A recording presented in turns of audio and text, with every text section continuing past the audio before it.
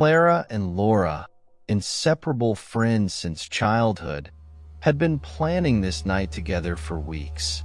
Clara's house, an old building full of history, was on an isolated street and surrounded by large trees that cast unsettling shadows under the moonlight. With the absence of Clara's parents, who were away for a long weekend, the house seemed even more imposing and mysterious. Upon arriving at the house, Laura noticed something strange, a feeling that they were being watched. The wind was blowing strong, making the trees sway and produce sounds that sounded more like whispers. Clara laughed at her friend's fears, attributing it all to the atmosphere created by the anticipation of the horror film they were about to watch. Inside the house, the atmosphere was welcoming, but with an old-fashioned feel. The grandfather clock in the room kept time with its constant ticking, and the antique furniture creaked slightly with any movement. Clara prepared popcorn in the kitchen, whose windows overlooked a dark and mysterious garden where shadows danced in the wind. As Laura browsed through the movie list, she noticed that the television made a brief buzzing noise, as if it was picking up some kind of interference. She dismissed the idea, believing it was just a technical problem. She chose a classic horror film whose plot involved a haunted house, something they thought was perfect for the occasion. With the lights off and only the bluish glow of the television illuminating the room, the two friends settled down on the sofa. The silence in the house was interrupted only by the sound of the movie and the occasional creaking of furniture. The film's story was engaging, and the two found themselves increasingly immersed in the plot, with their nerves on edge. However, amid the film's growing tension, something caught Laura's attention. A strange reflection in the hallway mirror. It looked like a fuzzy figure, which quickly disappeared when she tried to focus better. "Did you see that?" Laura asked, trying to hide the fear in her voice. Clara, who hadn't seen anything, laughed again, saying that it must have just been her imagination. However, that unsettling feeling of being watched continued to hover over them. The house, which once seemed welcoming, now seemed to hide secrets in the shadows. It was then that the knocking began. First soft, almost imperceptible, but soon they became clear and rhythmic, as if something was trying to communicate. The sound echoed throughout the house, increasing the feeling of mystery and fear that surrounded Clara and Laura. The night, which had started as a simple gathering of friends to watch a horror movie, quickly turned into something much more sinister. The shadows of the old house seemed to come to life, and the mystery of what was really happening began to unfold, promising a night they would never forget. The soft but insistent knocks echoed through the upstairs hallway, creating a palpable atmosphere of tension. Clara and Laura stood still for a moment, their wide eyes reflecting their growing terror. "It must be the wind," Clara murmured, but her voice sounded uncertain even to herself. Laura, however, couldn't shake the feeling that something was very wrong. Determined to discover the source of the sound, Clara took a flashlight from the kitchen. The dim light cast ghostly shadows on the walls, adding to the ominous atmosphere. Laura hesitated, but didn't want to leave her friend alone. Together they climbed the stairs, each step creaking beneath their feet, as if the house itself were whispering ancient secrets. At the top of the stairs, the hallway seemed darker and colder than they remembered. The knocking continued, rhythmic and persistent, taking them directly to Clara's parents' room.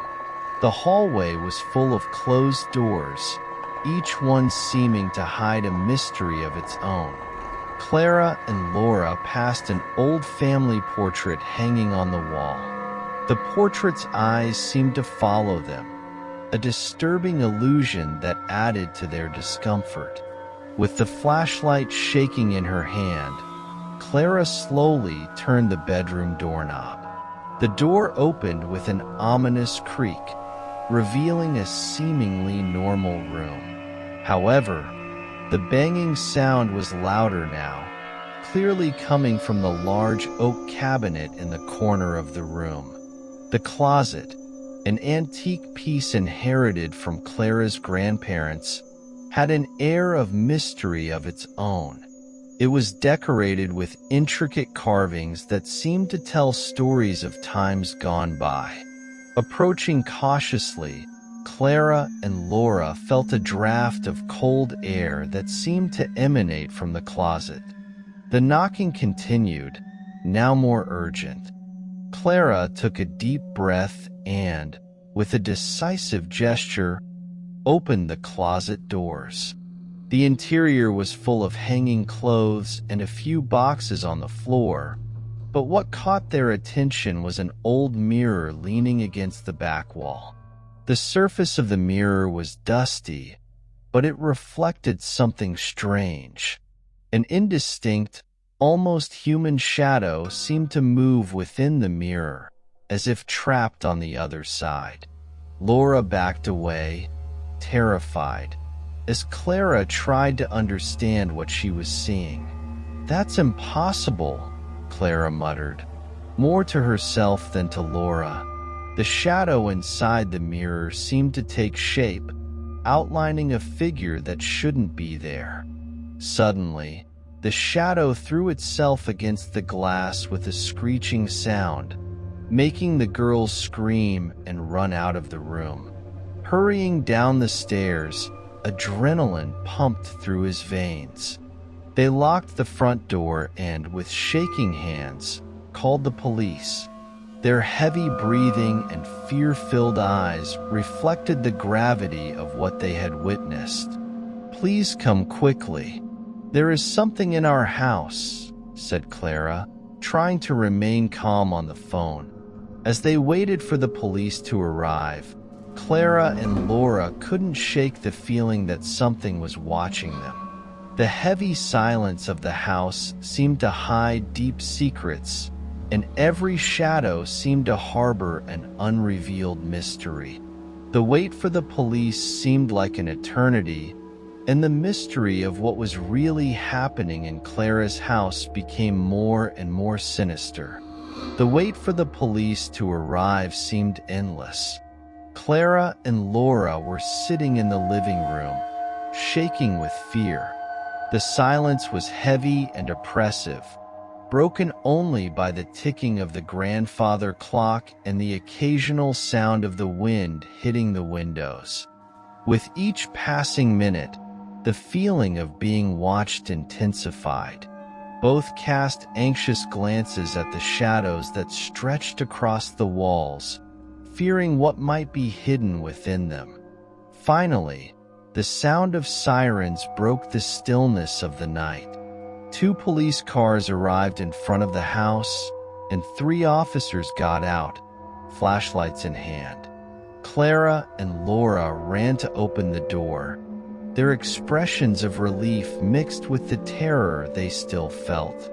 The police listened carefully to the girl's story.